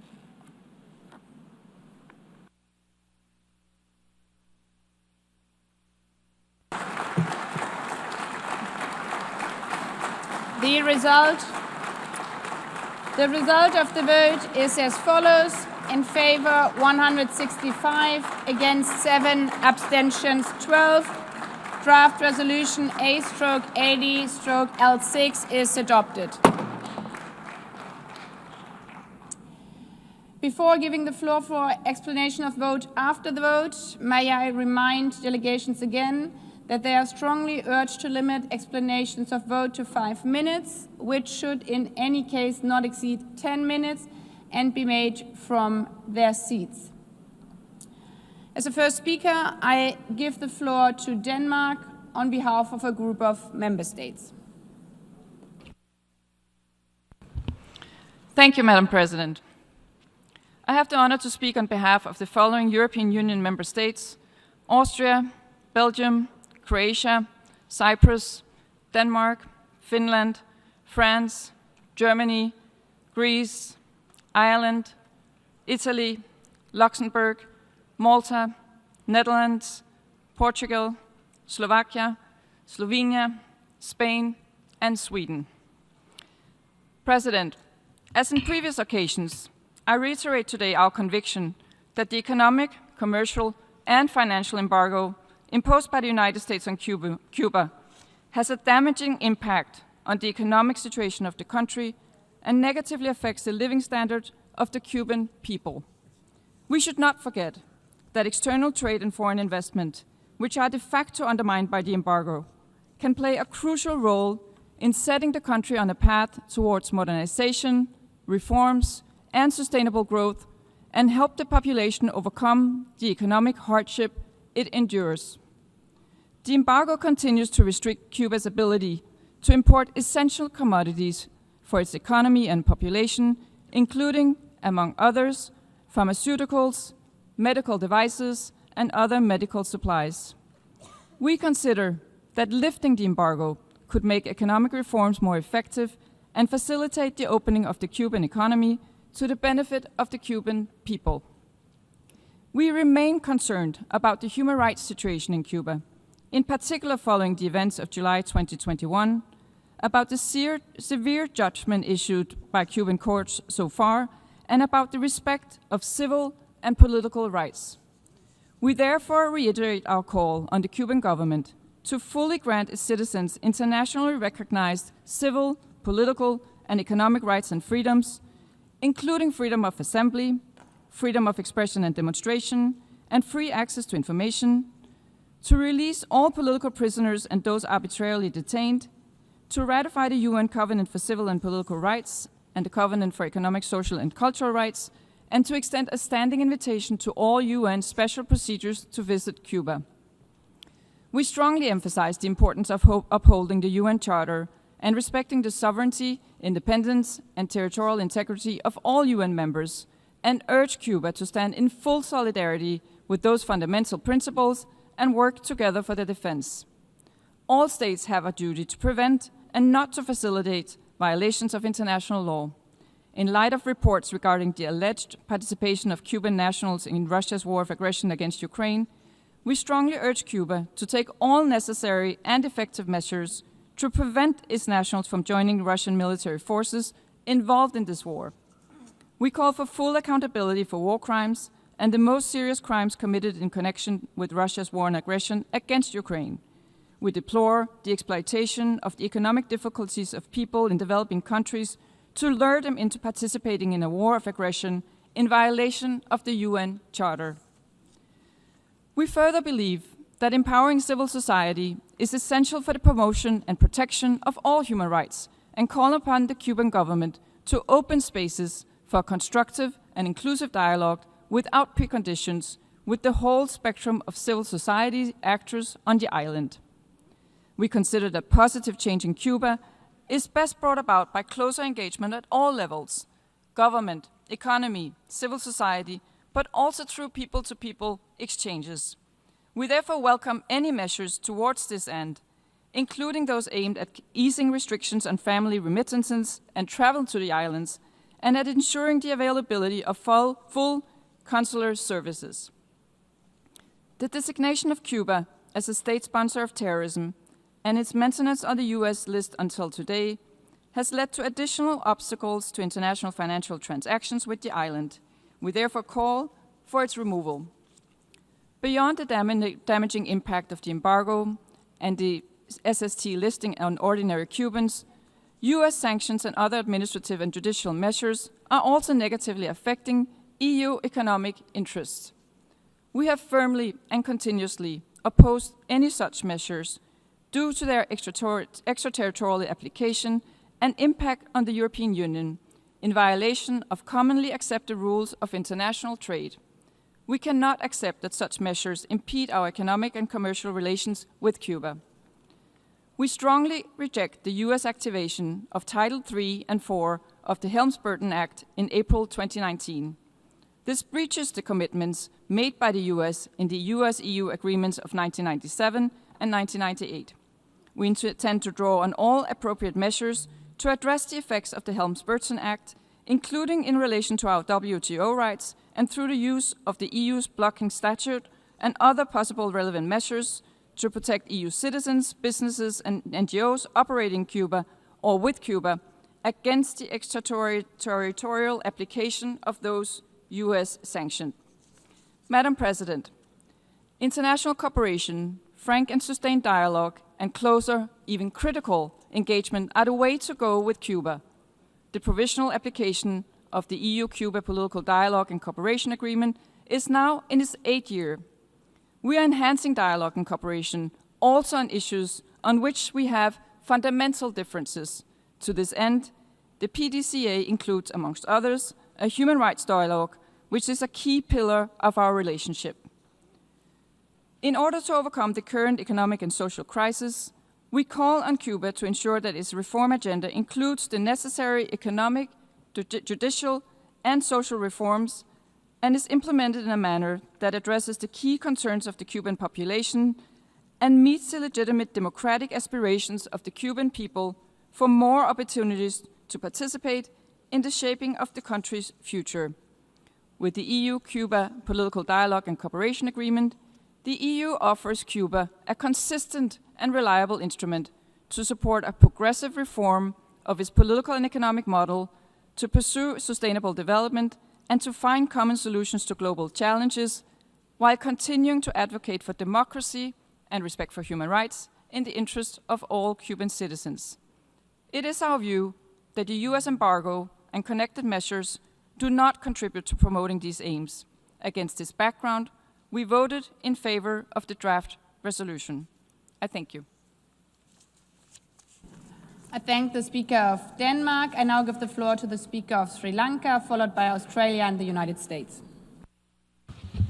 Thank you, Madam President. Sri Lanka aligns itself with the statements delivered by Uganda on behalf of the non-aligned movement and Iraq on behalf of the Group of 77 and China, and wishes to make the following remarks in its national capacity.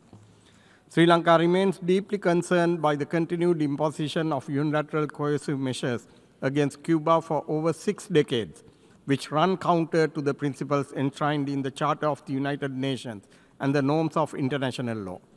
It is evident that the unilateral actions imposed on Cuba had negative consequences for the well-being of the civilians and for the economic and social development of the country. In this context, Sri Lanka voted in favor of the resolution A/80/L.C titled Necessity of Ending the Economic, Commercial, and Financial Embargo Imposed by the United States of America against Cuba, along with 164 other countries.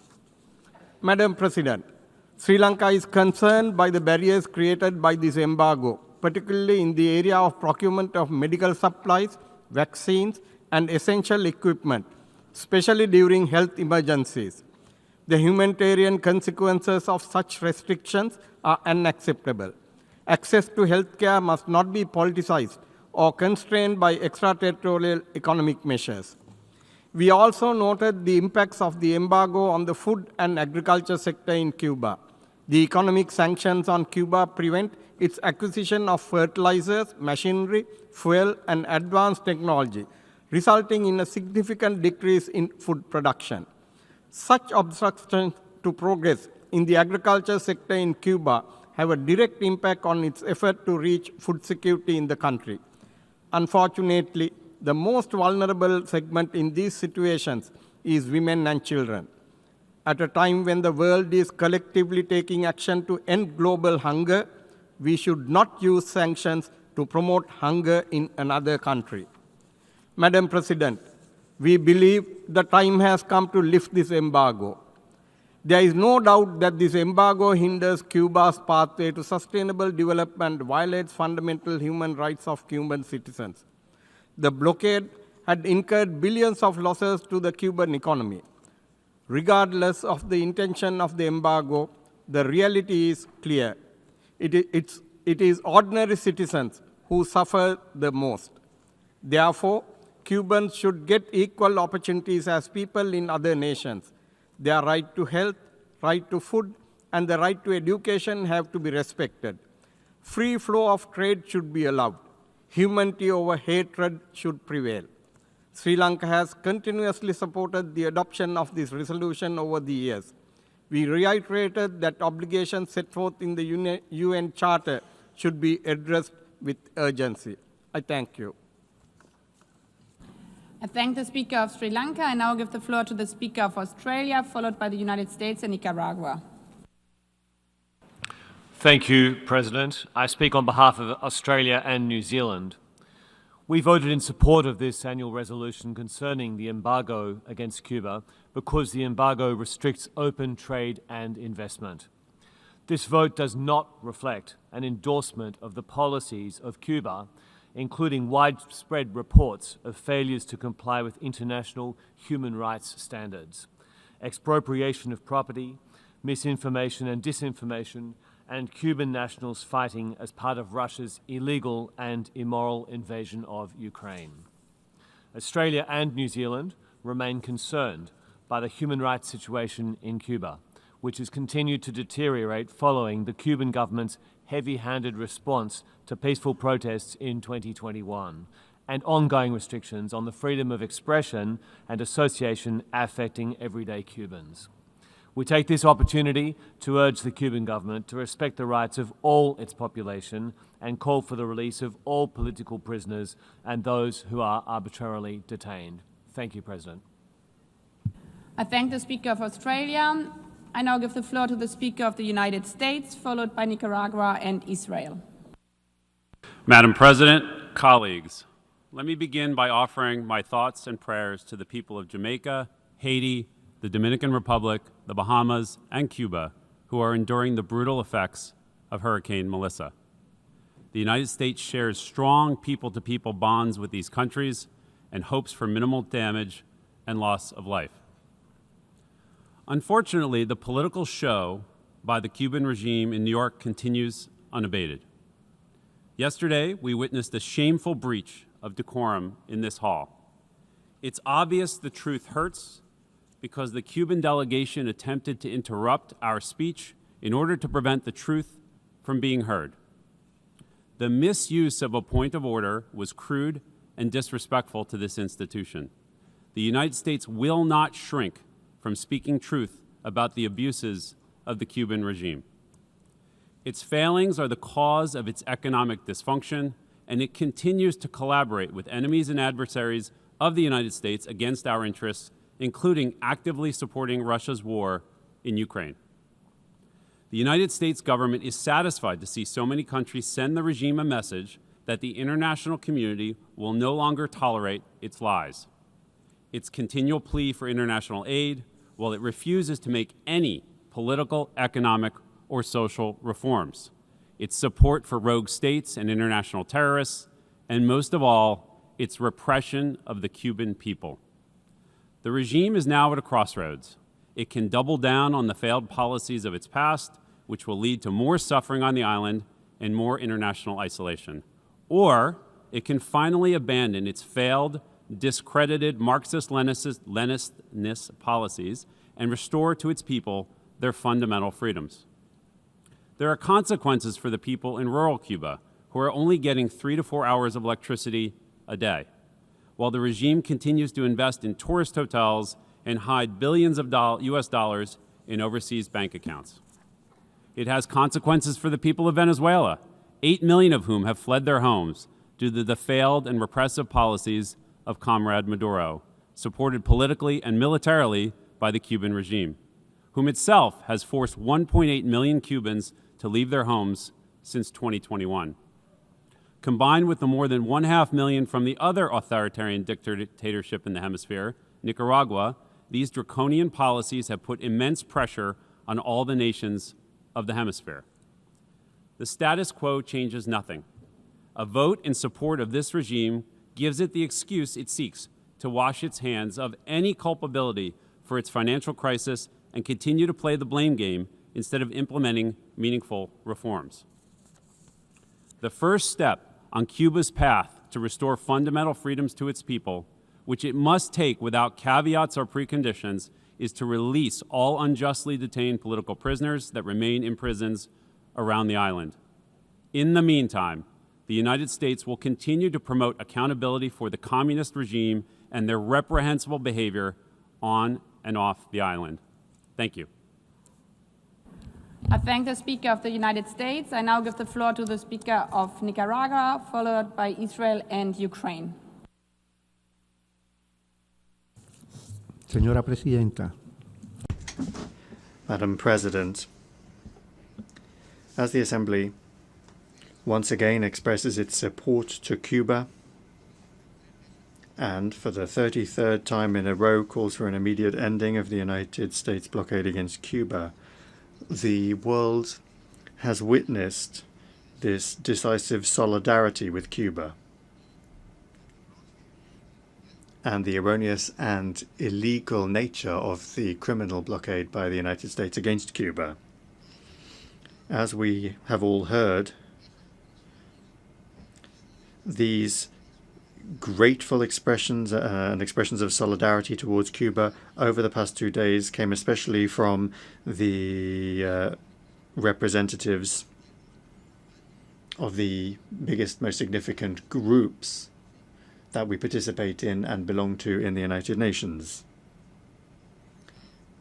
such as the statement by Iraq on behalf of the G77 and China, Uganda on behalf of the non-aligned movement, Turkey on behalf of the Organization of Islamic Cooperation, Barbados on behalf of CARICOM, Guinea-Bissau on behalf of the African Group, Singapore on behalf of ASEAN, and Eritrea on behalf of the Group of Friends in Defense of the Charter of the United Nations. The denunciation of this blockade against Cuba is universal. Only the country that applies it, the United States, was the only country that tried to justify its own anachronistic policy. As has been said throughout this debate, it is clear that there is universal support for Cuba from the entire world, and also it is clear that this criminal blockade is, in and of itself, the most serious, systematic, and flagrant violation of the human rights of the Cuban people. Moreover, it was made plain that there is a total rejection by countries of Cuba's inclusion on the illegal and unilateral list of state sponsors of terrorism. Nicaragua voted in favor of the resolution just adopted, and in so doing reaffirms its unshakable solidarity with the heroic Cuban Revolution, with its government and its people that are an example of dignity, resistance, and international solidarity. We reiterate that the only legitimate path is respectful dialogue on the basis of sovereign equality without conditions nor threats. Madam President, lastly, we would like to express our full solidarity with the peoples of our great Caribbean, Jamaica, Cuba, Haiti, and other Caribbean states that, as we speak, are facing the disastrous consequences of the weather phenomenon Hurricane Melissa. We express our condolences to the families and governments over the loss of life. These increasingly frequent and extreme tragedies are the consequences of global warming and the climate crisis, which has been accelerated by the failure to comply with legally binding commitments made by developed countries under the United Nations Framework Convention and also the Kyoto Protocol and the Paris Agreement. The failure to comply with that by developed countries makes these phenomena increasingly disastrous in the Greater Caribbean. Thank you very much. I thank the Speaker of Nicaragua and now give the floor to the Speaker of Israel, followed by Ukraine and Peru. Madam President, yesterday this hall witnessed an unacceptable display of disrespect when the Cuban delegation attempted to silence the United States during its statement. The blatant abuse of a point of order was a clear affront to the dignity and procedures of this institution.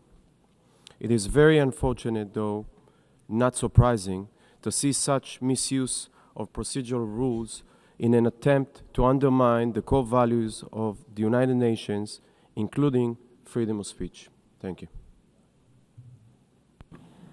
I thank the Speaker of of Israel. I now give the floor to the Speaker of Ukraine, followed by Peru and Romania. Madam President, Ukraine voted against the draft resolution L.6.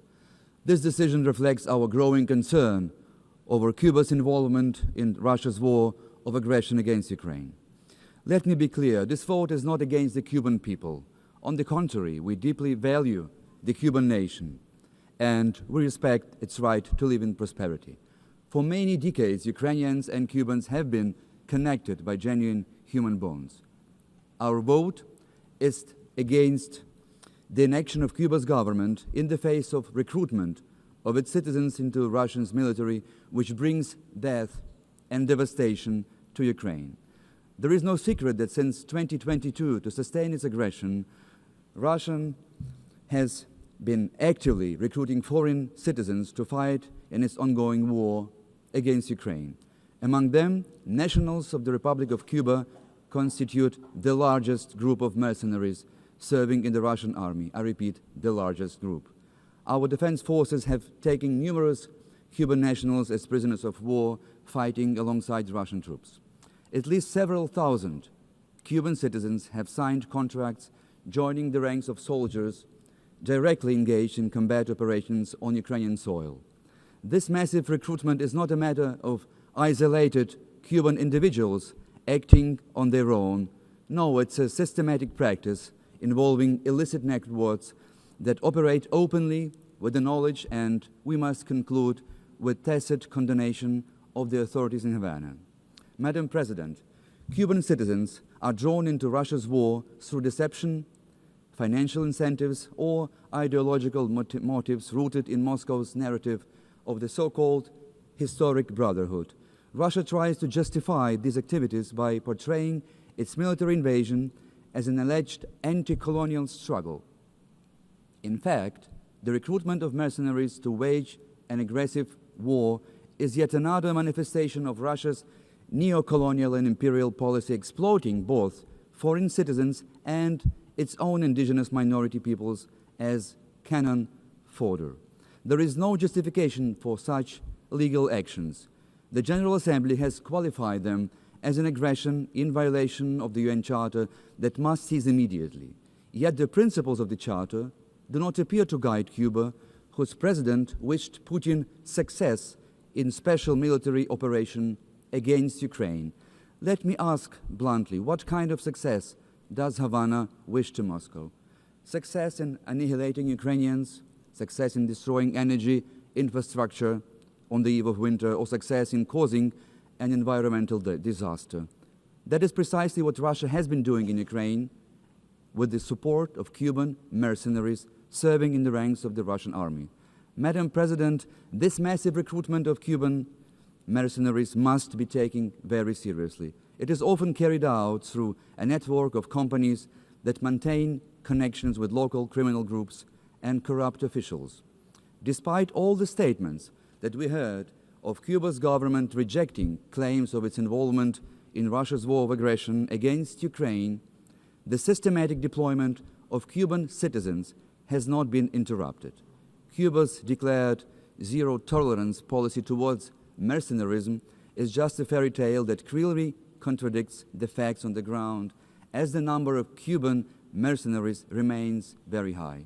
Madam President, let me conclude. The unwillingness of Cuba's government to stop massive recruitment of its nationals in the Russian war against Ukraine constitutes complicity in aggression and must be condemned in stronger terms. For this reason, Ukraine voted against the draft resolution L.6. Thank you.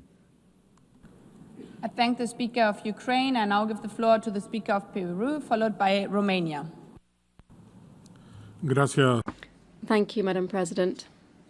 My delegation would like to begin by expressing its solidarity with the people of Cuba and other peoples of the Caribbean following the effects of the Hurricane Melissa that they're suffering at the moment.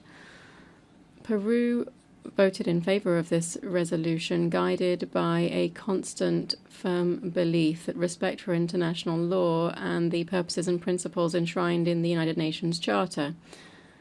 These foundations, which include the sovereign equality of states, non-intervention in internal affairs, the peaceful settlement of disputes, and international cooperation, are the essential pillars of the international order. They represent basic elements of Peruvian foreign policy, which is a state policy. In line with the international legal framework, only the Security Council is empowered to establish coercive measures in the exercise of its mandate in maintaining international peace and security. This is a position that Peru has traditionally defended, and it is the only path to honor and consolidate the United Nations, whose 80th anniversary we have just commemorated just a few days ago. Consistency in the application of these principles contributes to strengthening the credibility of the multilateral system. In voting in favor, as we have consistently done for more than 3 decades, Peru reaffirms its commitment to a constant, predictable foreign policy underpinned by respect for the UN Charter. Preserving the principles and purposes of the Charter is essential to guarantee regional and global coexistence governed by clear, stable, and universally accepted norms. Madam President, respect for sovereignty and non-interference must be complemented by permanent attention to the situation of human rights and fundamental freedoms in all countries, without distinction. Indeed, the promotion and defense of human rights represents an erga omnes obligation. All states parties to the United Nations have the duty to promote human rights and fundamental freedoms and to cooperate with the universal system to ensure their full force.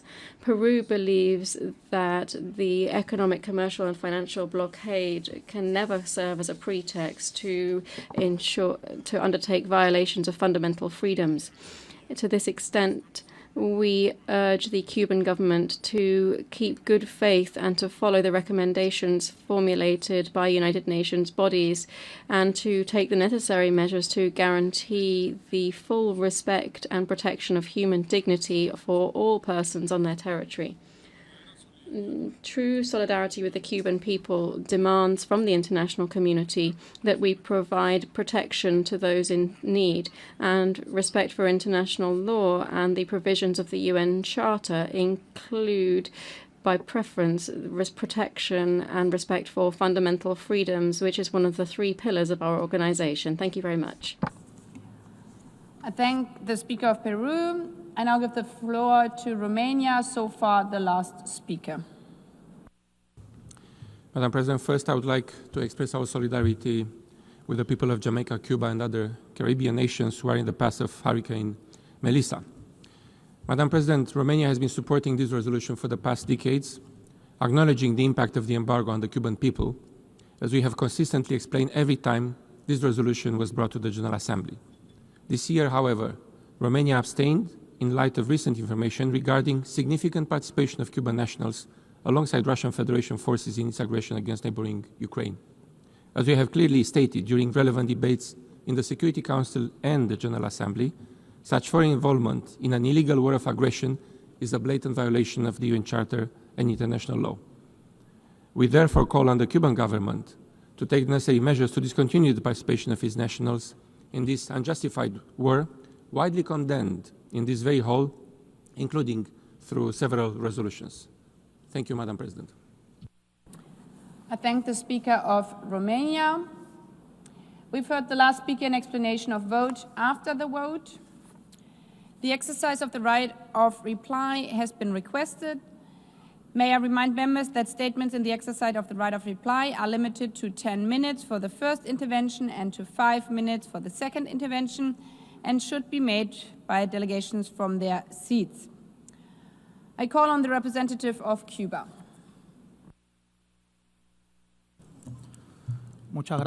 Thank you very much, Madam President.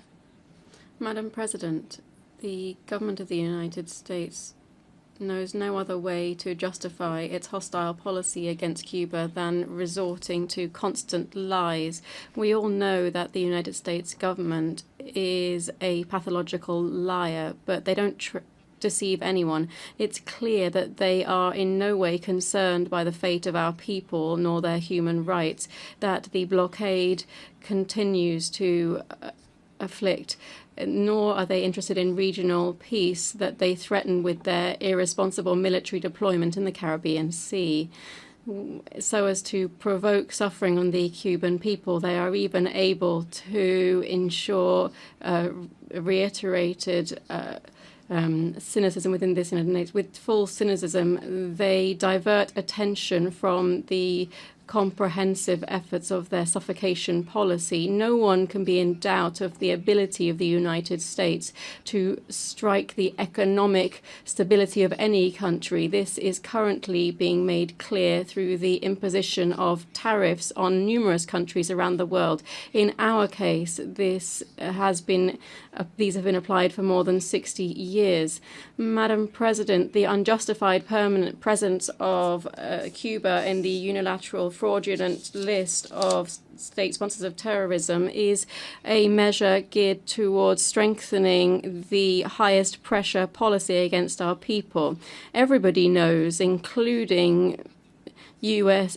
security agencies, that Cuba does not sponsor terrorism, and that on the contrary, we have been the victim of this scourge, in particular from what is financed, organized, and protected from the United States territory. The United States deliberately is twisting the situation of human rights in Cuba. There is no more flagrant, massive, systematic violation than the blockade by the United States on Cuba.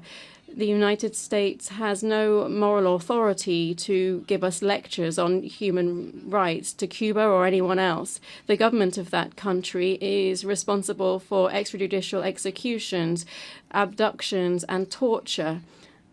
They detain immigrants, they censor media and journalists. This is the country with a serious problem of public safety, violence, and police brutality. During the current U.S. administration, we have seen an exacerbation of widespread detention, systematic violations of human rights, xenophobia, racism against other phenomena. These are alarming practices which undermine any attempt by the U.S. government to present itself as some kind of example in human rights. They understand how the restriction on the trade between the U.S. and Cuba happens, if we could call it that. If the United States is truly interested in trading with Cuba, they would listen the majority of citizens in their state, in their country, which supports the lifting of the blockade, and would. This is what is justice and reason would tell us to do. Madam President, the government of the United States clearly is lying when accusing Cuba of being involved in people trafficking. We know that this is a narrative, that it is a pretext continuing to support the blockade against Cuba. In holding up Cuban medical support with blackmail against countries that receive such aid, the U.S. is jeopardizing access for hundreds of thousands of people to quality health care. Madam President, I would like to make it very clear that Cuba does not form part of the armed conflict in Ukraine or in any other country. The Cuban government is aware that Cuban nationals, in unprecise figures, have on their own account participated in the military operation on both sides of this conflict. None of these nationals have the consent, the motivation, or any commitment from the Cuban government to participate in that conflict. Madam President, the United States government has no ethicals or scruples or commitment to the truth in order to achieve its strategic interests. In their statement, there is no argument that enjoys the recognition of the international community. They prefer to remain isolated, as they have once again in this assembly, subject to the discredit of the blockade for more than 60 years, rather than accepting their failure in trying to destroy the Cuban Revolution. In light of the attempts to slander and destroy the Cuban Revolution, the people and government of Cuba will stand steadfast in their unwavering decision to continue forging an increasingly inclusive and prosperous society. Thank you. I thank the Speaker of Cuba. As there's no further request of reply, may I take it that it's the wish of the Assembly to conclude its consideration of Agenda Item 38? It is so decided. The meeting is adjourned. I wish you all a good day.